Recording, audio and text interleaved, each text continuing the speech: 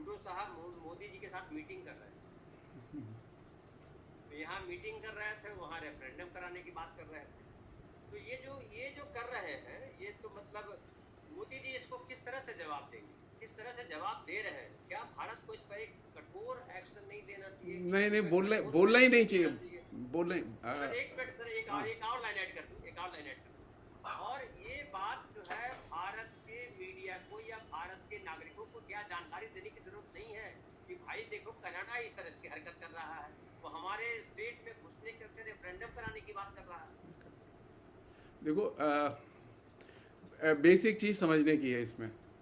ये जितने भी इस तरह के ग्रुप होते हैं ना, जो कि वहाँ काम कर रहे हैं, जो खालिस्तान के नाम पर, या वे जो टेररिस्ट ग्रुप है जो विभिन्न क्षेत्रों में काम कर रहे हैं, इनकी मुश्किल क्या है कि इनके पास में कोई सामाजिक तौर पर प्रासंगिक मुद्दा नहीं होता।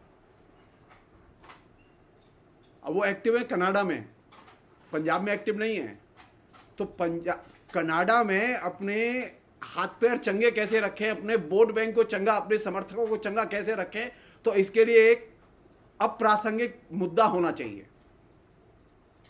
उसी तरह आप देखिएगा, ये अप्रासंगिक मुद्दा बना के केंद्र में रख के लोगों को मोबिलाइज किया जाए, इमोशनली लोगों को चार्ज किया जाए। अच्छा, मान लो वहां रेफरेंडम हो गया, रेफरेंडम होने के बाद में, और मान लो सब लोगों ने कह दिया कि भारत को ये दे देना चाहिए, ये कर देना चाहिए, और फिर वहां इलेक्शन हो कनाडा के, किसे वोट मिलेगा? रेफरेंडम वालों को। जाहिर। तो वो लक्ष्य कौन है? कनाडा की पार्लियामेंट, भारत की पार्लियामेंट लक्ष्य नहीं है। ये चीज ध्यान रखें हम लोग। रेफरेंडम जहां हो रहा है, वह रेफरेंडम इसलिए नहीं हो रहा है कि उन्हें खालिस्तान चाहिए, नहीं, उन्हें रेफरेंडम इसलिए करना है क्योंकि उन्हें कनाडा में अपनी जमीन पुख्ता करनी है। और भारत सरकार ने इस मसले पर न बोल के एकदम बुद्धिमानी का काम किया, और इस पर नहीं बोलना चाहिए। पहली चीज, कोई ओपिनियन नहीं देनी चाहिए। और कहीं कोई रेफरेंडम करना चाहे करे, मैं अपने घर में रेफरेंडम करूं कि मुझे स्वीडन का प्रधानमंत्री बना दिया जाए, तो मुझे सभी लोग वोट देंगे, मैं तो घर का मालिक हूं। एक गलत फहमी। साहब, आप ये कहना चाह रहे हैं कि वो ये लोग कनाडा में खालिस्तान बनाना चाह रहे हैं? इनको खालिस्तान कहीं नहीं बनाना, इनको खाली कनाडा में पार्लियामेंट की सीट चाहिए। वैसे ही है जैसे यहां बहुत सारे लोगों को हिंदू राष्ट्र कहीं नहीं बनाना, सिर्फ पार्लियामेंट में सीट चाहिए। रियलिटी यह है कि वो एक मल्टी कल्चरल सोसाइटी है, और मल्टी कल्चरल सोसाइटी में, और खासतौर पर डेवलप कैपिटलिस्ट कंट्रीज में, तमाम किस्म के पृथकतावादी, उग्रवादी, तमाम किस्म के रिएक्शनरी, माफिया गिरोह, ये तब सब एक्टिव रहते हैं। ऐसा नहीं कि वो चले जाते हैं, वो जाते नहीं है। इसलिए उसको लेके ज्यादा गंभीरता से सोचने की जरूरत नहीं है। एक अन्य चीज, जो आखिरी बात है जो मैं बोल के मैं ये समअप करूंगा, वो ये कि ये जो देखिए, एक कोई चीज तो है जो हमारे यहाँ चल रही है कि देखो, विदेश में बड़ी अच्छी प्राइवेट एजुकेशन होती है। अब यहाँ के जो मिडिल क्लास के नौजवान हैं, उन्हें कैसे समझाया जाए कि यार ये प्राइवेट एजुकेशन के लिए तुम्हें कनाडा जाने की तो जरूरत नहीं है। ये कैसा देश प्रेम है? ये कैसा नौजवान तैयार किया है हमने? वो दर दर भटकने के लिए नहीं, वो दर दर का भिखारी बनने के लिए वहां जा रहा है। शिक्षा नहीं मिलेगी उसे वहां, क्योंकि वहां बड़े पैमाने पर जो प्राइवेट यूनिवर्सिटियों का नेटवर्क है, वहां जनरली टीचर ही नहीं है, वहां कोई फैसिलिटीज नहीं है। मैं जानता हूं। नौजवानों को आपके प्रोग्राम के माध्यम से कहना चाहता हूं, कनाडा जाने की जरूरत नहीं है। अगर निजी एजुकेशन चाहिए तो हिंदुस्तान में अनेक विश्वविद्यालय हैं, अनेक कॉलेज हैं, आप जा सकते हैं, और वहां कम से कम आपको 5 घंटे टीचिंग की क्लास मिलेगी, वहां हॉस्टल मिलेगा। दिक्कत क्या है कि हमारे यहां जो अवेयरनेस है वो इतनी खराब है कि हमारे यहां विद्यार्थी जानते ही नहीं कि वहां की डिग्री का हमारे लिए क्या दाम होगा। मसलन आपने वहां से कोई मेडिकल की डिग्री ले ली, हमारे यहाँ किसी काम की नहीं है, क्योंकि हमारे यहाँ की मेडिकल की परीक्षा पास करने के बाद ही आप प्रैक्टिस कर सकते हैं, और वो परीक्षा पास नहीं कर सकते क्योंकि वो फीस दिया आपने खाली, वहां शिक्षा नहीं मिली आपको। आपने फीस दिया है, परीक्षा में किसी तरह से बैठ गए, नहीं बैठे भी हैं तब भी डिग्री मिल जाएगी आपको। विदेश में अनेक विश्वविद्यालयों में डिग्रियां बट रही हैं पैसा लेके, आप उन्हें उनका जो कोटा है वो पैसा दे दीजिए, आपको डिग्री मिल जाए। इसलिए ये जो इस पर रोने की जरूरत नहीं है। वे लोग जो गलत समझ के साथ जा रहे हैं वे दंड के हकदार हैं, उन्हें दंड मिलना चाहिए। मेरी कोई मोहब्बत नहीं है उनके साथ। सर आप जो बोल रहे हैं कनाडा की बात कर रहे हैं, जो स्टूडेंट जा रहे हैं एजुकेशन की, तो यूक्रेन भी गए थे। यूक्रेन पे जब वॉर हुआ तो कितने सारे को लाया गया, चीन भी जाता है, भारी संख्या में जाते हैं। वहां पढ़ाई कैसी होती है मैं आपको बता सकता हूं। मैं जो है जो मैं थोड़ा सा तो जानता हूं, इतने दिन से मैं टीचिंग में रहा हूं।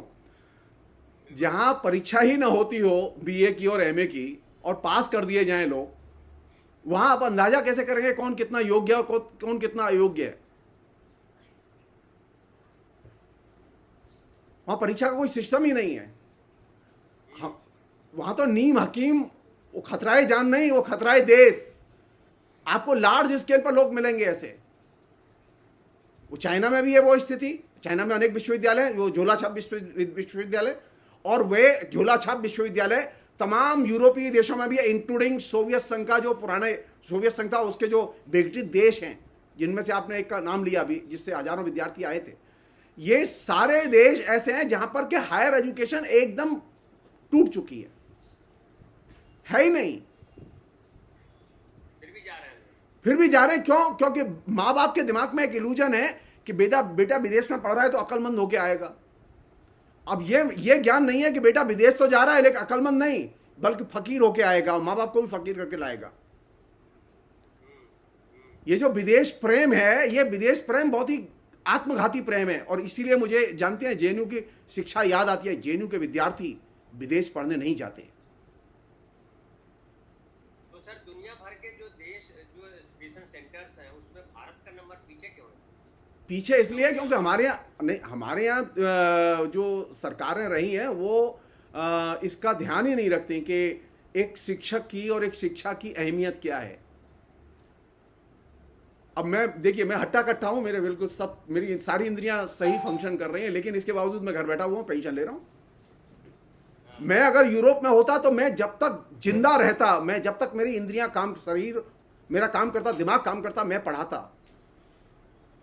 भारत की तो स्थिति इतनी बदतर है, भारत की स्थिति इतनी बदतर है कि आपके अच्छे से अच्छे शहर में, अच्छे से अच्छे विश्वविद्यालय में हट्टा कट्ठा प्रोफेसर वो घर बिठा देते हैं, वो कि भैया रिटायर हो गए अब घर जाइए। यूरोप में संभव ही नहीं है। एक अन्य चीज और आखिरी चीज बहुत जरूरी है, अगर आपको कोई चीज लगती है कि ये बहुत जरूरी है, इस पर रिसर्च होनी चाहिए, आप प्रपोजल दीजिए, आपको खुले भाव से फंड मिल जाएगा। वहां जो तमाम प्राइवेट कंपनियां, बड़ी बड़ी कंपनियां, वो आसानी से फंड दे देंगी। मैं एक छोटा सा अनुभव बता रहा हूं, और ये अनुभव शिक्षा के लिए, विद्यार्थियों के लिए।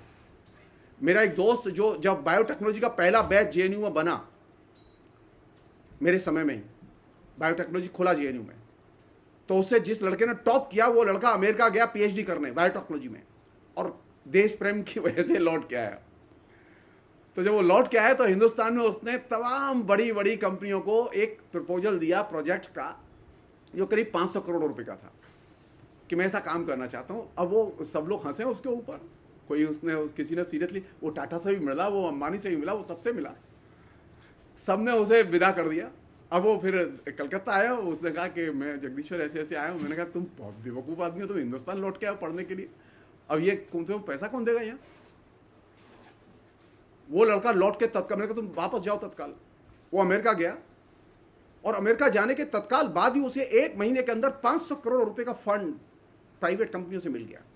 हमारे यहाँ प्राइवेट कंपनियां किसी भी व्यक्ति को फंड नहीं देती, और अमेरिका में प्राइवेट कंपनियां तमाम विश्वविद्यालयों को बेशुमार फंड देती हैं रिसर्च के लिए। आप सिर्फ मुंह से बोल दीजिए, वो ये नहीं पूछेंगे आपने एमएससी किया है कि नहीं किया है, बीएससी किया है कि नहीं किया है, वो सिर्फ देखेंगे आइडिया कितना है और अक्ल कितनी है।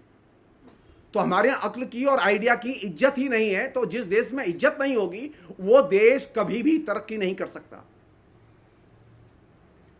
और जो लोग नए हैं उनको सिखाने के लिए, जिस वर्चुअल टेक्नोलॉजी में हम लोग बैठे हुए हैं, जिसे हम एंजॉय कर रहे हैं, जेरोन लेनियर जिसने इसे बनाया, वो जेरोन लेनियर कभी पढ़ने नहीं गया किसी विश्वविद्यालय में, किसी कॉलेज में पढ़ने नहीं गया, किसी स्कूल में पढ़ने नहीं गया, और उसने सारी दुनिया को वर्चुअल टेक्नोलॉजी दी, और उस वर्चुअल टेक्नोलॉजी की वजह से आज सारी दुनिया और हम और आप सब कम्युनिकेट कर रहे हैं। और वो दुनिया की सभी टॉप यूनिवर्सिटीज का वो प्रशासनिक कमेटियों का मेंबर है। दुनिया के अब तक के जो 300 बड़े बुद्धिजीवी हैं उनमें से एक बड़ा बुद्धिजीवी माना जाता है जेरोन लेनियर। हमारे यहाँ स्थिति है कि हमारे यहाँ तो इज्जत ही नहीं है किसी विद्वान की, तो जहां विद्वान की इज्जत ना हो तो वहां तो सरस्वती और लक्ष्मी दोनों ही भाग जाती हैं।